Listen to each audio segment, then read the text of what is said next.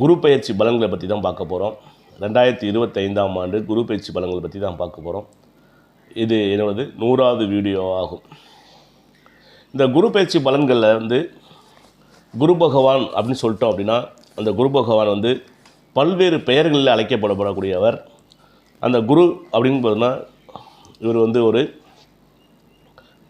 தேவகுரு, சர்க்குரு, பிரகஸ்பதி, தேவன், மன்னன், பொன்வண்ணன், சூரி, ஞானி, ஜீவன், குபேரன், தனுராஜன், தேசிகன் என்று பல்வேறு பெயர்களால் அழைக்கப்படுவர் தான் இந்த குரு பகவான். இந்த குரு பகவானுக்கு அப்படின்னு சொல்ல போனால், அவருக்கு இது வந்து ஆண்பால் அவரோட தன்மை உடையவர். இதை ஏன் சொல்கிறேன் அப்படின்னா, இதெல்லாம் வந்து கிரக காரகத்துவங்கள் அதோட உயிர் காரகத்துவங்கள் தெரிஞ்சுன்னா நம்ம அதை எப்படி வேலை செய்கிறாருங்கிற விஷயத்தை உங்களுக்கு தெரிஞ்சுக்கிறதுக்கு நல்லாயிருக்கும். ஜோதிடம் மிக எளிமை, அற்புதமானது, புரிந்து கொண்டால் மிக மிக மிக எளிமையானது. ஒரு மகா அற்புதமான சக்தி. ஜோதிடத்தை தெரிஞ்சுக்கிட்டீங்க அப்படிங்கன்னா, அதில் வந்து நம்ம வாழ்வியலில் ஏற்படக்கூடிய இன்னல்கள்லேருந்து நீங்களே மீண்டு வந்துக்கலாம் அப்படிங்கிற விஷயத்துக்காக அதெல்லாம் சொல்லப்படுது.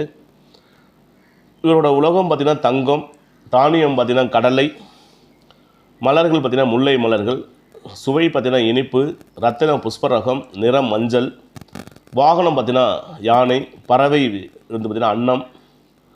அவரோட திசை பார்த்திங்கன்னா வடகிழக்கு. குரு பாதிக்கப்பட்டிருந்தால் மூளைக்கோளாறு, வாயு பிரச்சனை கொஞ்சம் ஏற்படும். குரு நல்லா இருந்தாருன்னா அமைச்சர் பதவியெல்லாம் கிடைக்கக்கூடியது இந்த குருவை வச்சு தான் சொல்கிறோம். இவருக்கு பார்த்திங்கன்னா நட்பு ராசிகள்னு சொல்லும்போது மேசம், சிம்மம், விருச்சகம் இது எல்லாமே நட்பு ராசிகள். பகை ராசிகள் போது ரிஷிபம், மிதுனம், கன்னி, துலாம். ஆட்சி வீடுங்கிறது தனசு, மீனத்திலையும் இவர் கடகத்தில் உச்சத்தையும் மகரத்திலையும் நீசத்தன்மையும் பெறுவார்.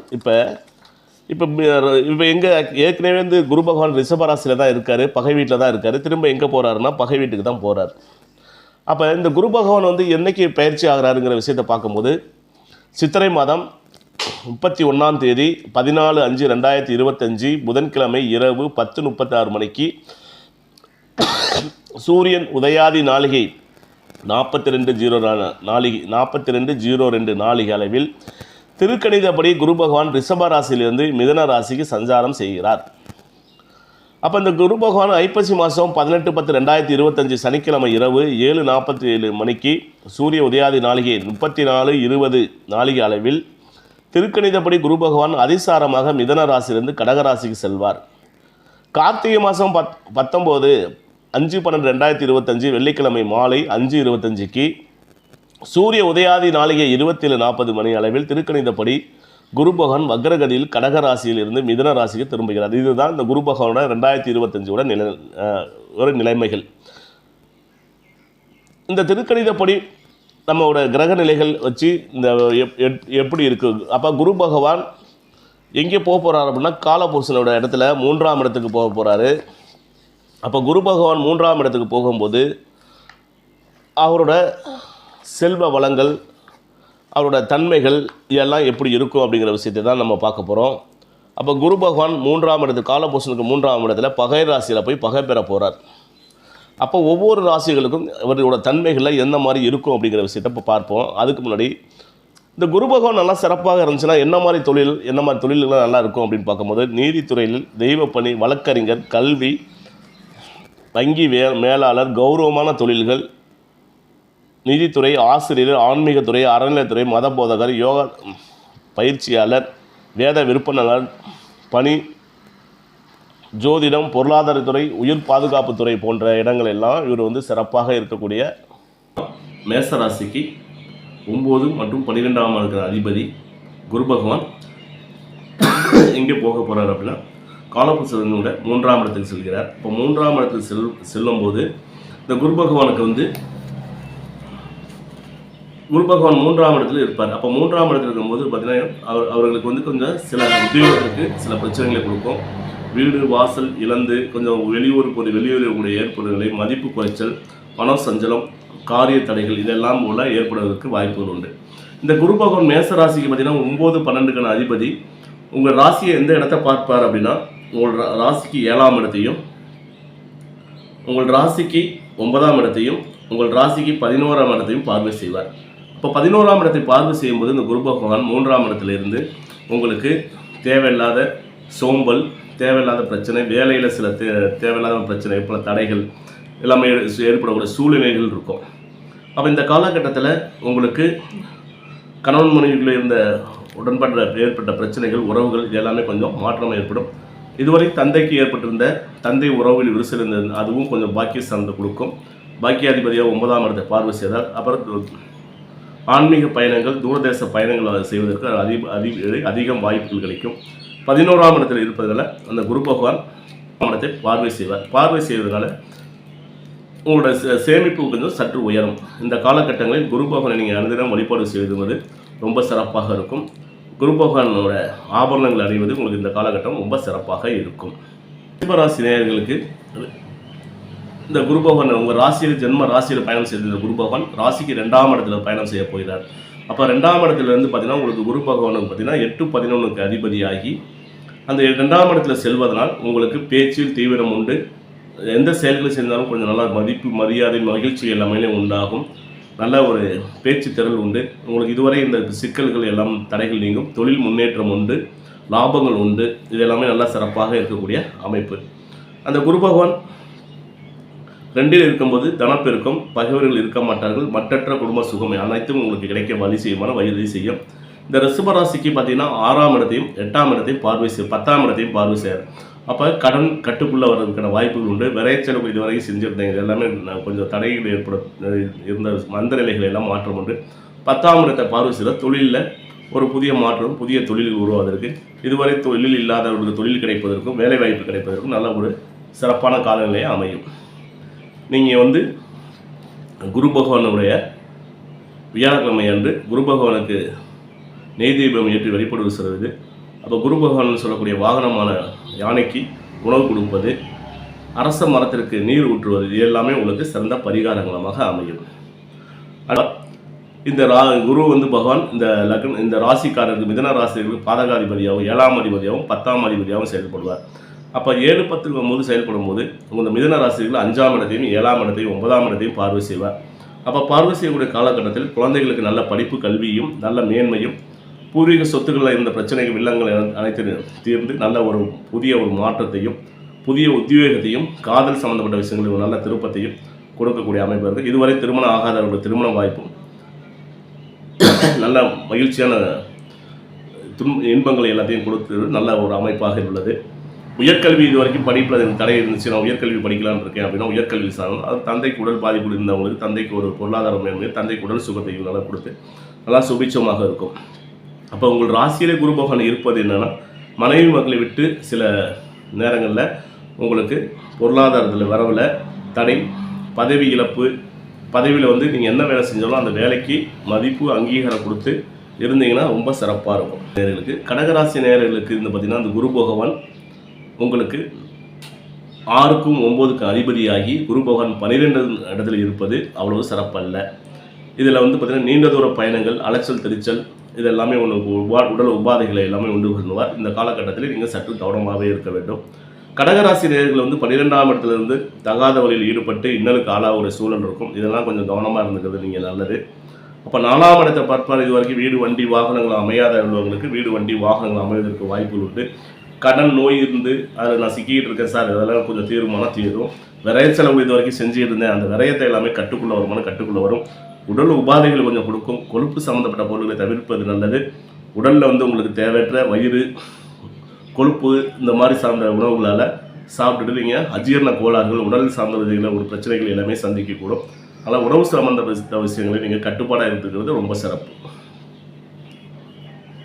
நேயர்கள், சிம்மராசி நேயர்களுக்கு பார்த்தீங்கன்னா அப்படின்போது இது வரைக்கும் உங்களுக்கு குரு பகவான் 10ஆம் இடத்துல இருந்தார். 10ஆம் இடத்துலேருந்து பதவி, பட்டம், பறிமுதல் எல்லாமே செஞ்சு நடந்திருக்கும். இனி வரக்கூடிய காலங்களில் பார்த்தீங்கன்னா குரு பகவான் 5க்கு 8க்கு அதிபதியான குரு பகவான் உங்களோட 3ஆம் இடத்தையும் 5ஆம் இடத்தையும் 7ஆம் இடத்தையும் பார்க்க போகிறார்.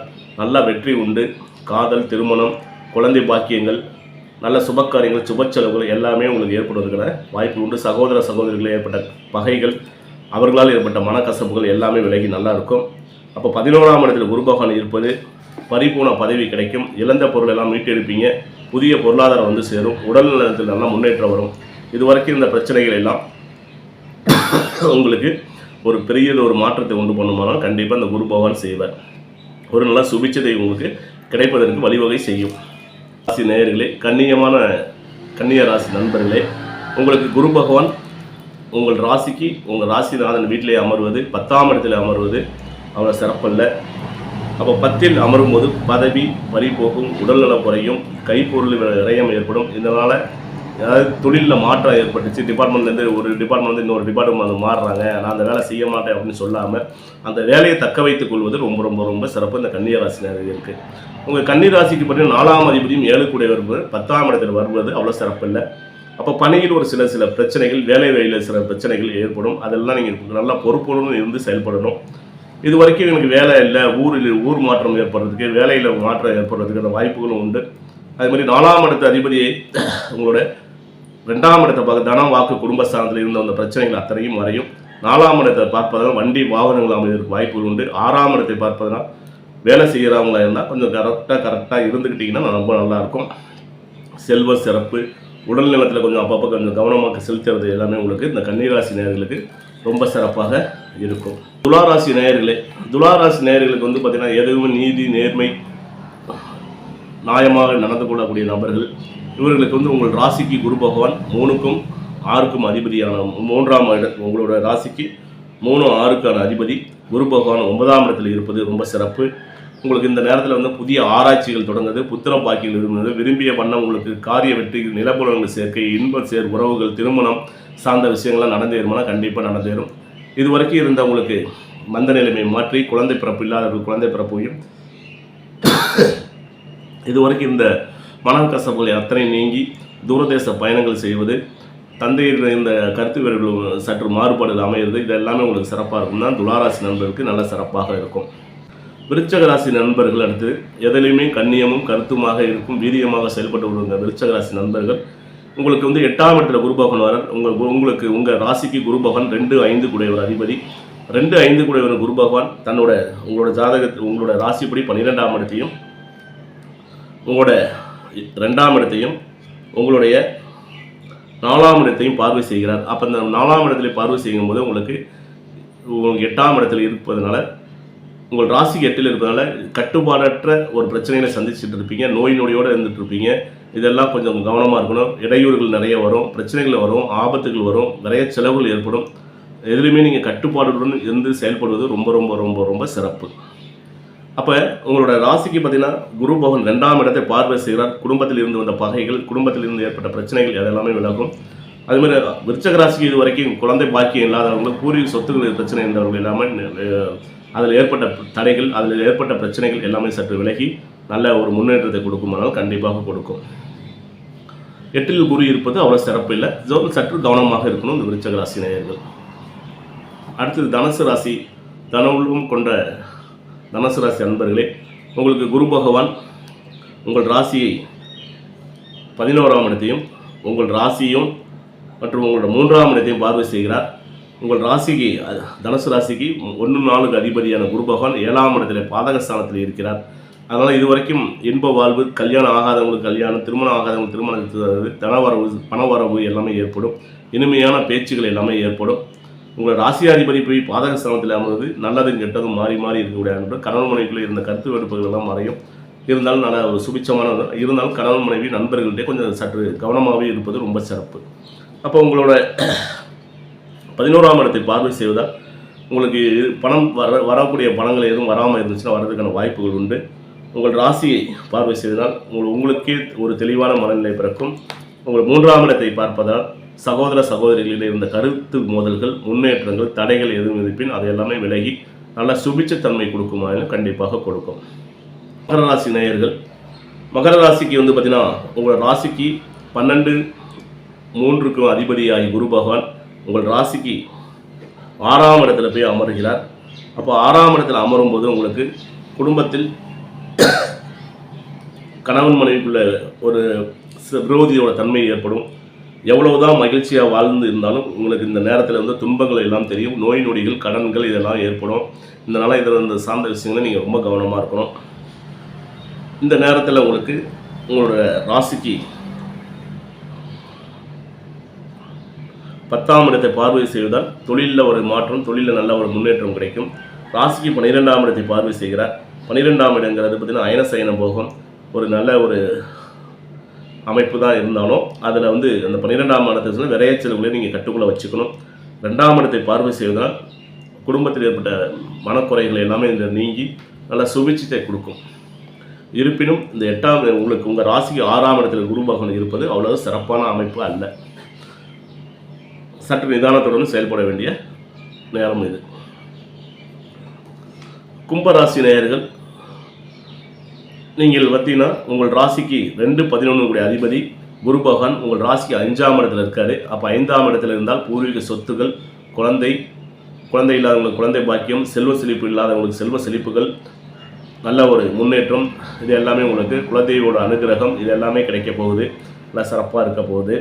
அப்போ உங்களுடைய ராசிப்படி பார்க்கும்போதுனா உங்களுடைய 9ஆம் இடத்தை பார்வை செய்கிறார், உங்களோட 11ஆம் இடத்தை பார்வை செய்கிறார், உங்கள் ராசியையும் பார்வை செய்கிறார். அதனால் இதுவரைக்கும் ஏற்பட்டிருந்த பிரச்சனைகள் உங்களுக்கு விலகி குடும்பத்தில் சுப காரியங்கள், திருமணம், சுப செலவுகள், குழந்தைகளால் நல்ல பெயர்கள், புத்திர வரவு, புத்திர ஸ்தானங்கள் விருத்தி, புதிய வீடு, வாகன சேர்க்கை, ஆளடிமை, சேவக விருத்தி, கல்வியில் தேர்ச்சி, உள்ளத்தில் நல்ல ஊக்கம், செல்வ சேர்க்கை, மற்றற்ற மகிழ்ச்சி அனைத்தும் கொடுக்க போகிறார் இந்த கும்பராசிக்கு. இந்த காலகட்டம் உங்களுக்கு நல்ல சிறப்பாக இருக்குமானால் சிறப்பாக இருக்கும். நீங்கள் எதற்கும் பயப்பட தேவையில்லை, நல்லா இருக்கும். அடுத்து மீனராசி நண்பர்கள், மீன ராசிக்கு உங்கள் ராசி அதிபதி 1க்கும் 10க்கும் அதிபதியான குரு பகவான் 4ஆம் இடத்துல கொண்டு அமர போகிறார். அப்போ 4ஆம் இடங்கிறது உற்ற நண்பர், பகைவர், மனதில் குழப்பம் மிஞ்சும். வீட்டில் இருந்தாலும் காட்டில் இருந்தாலும் ஒன்று தான் வேணும். ஏதாவது ஒரு மன பிராந்திகள் கொஞ்சம் ஏற்பட்டு இருக்கும். சுகம் அவளை தேடி வராது அப்படிங்கிற மாதிரி ஏதாவது வீடு, வண்டி, வாகனங்கள் சம்மந்தப்பட்ட விஷயங்களில், சுகாதிபதி விஷயங்களில் உடல் கொஞ்சம் சோர்வு ஏற்படுறது இதெல்லாம் கொஞ்சம் இருக்கும். உங்களோட ராசிக்கு பார்த்திங்கன்னா 8ஆம் இடத்தை பார்வை செய்கிறார். 8ஆம் இடங்கிறது விரைய செலவு, மீன் செலவுகள் எல்லாமே கொஞ்சம் கட்டுக்குள்ளே இருக்கும். உங்களோட 10ஆம் இடத்தை பார்த்து தொழிலில் ஒரு மாற்றத்தையும், தொழிலில் புதிய தொழிலை தேடி போகிற மாதிரி சூழல் கொஞ்சம் இருக்கும். உங்களோட 12ஆம் இடத்தை செய்யணும்னா இது வரைக்கும் தூக்கம் சரியாக இல்லை, எனக்கு பிரச்சனைகள் இருந்துச்சு, விரைய செலவு ஏற்பட்டுச்சு, இது எல்லாமே கட்டுக்குள்ளே வரதுக்கான வாய்ப்புகள் உண்டு. மீண்டும் அடுத்த ஒரு பதிவில் சந்திப்போம். வாழ்க ஜோதிடம், வளர்க ஜோதிடம். சுக்கிரன் அஸ்ட்ரோ டிவி அனைவரும் சப்ஸ்கிரைப் செய்து கொள்ளவும். நன்றி, வணக்கம், வாழ்க வளமுடன்.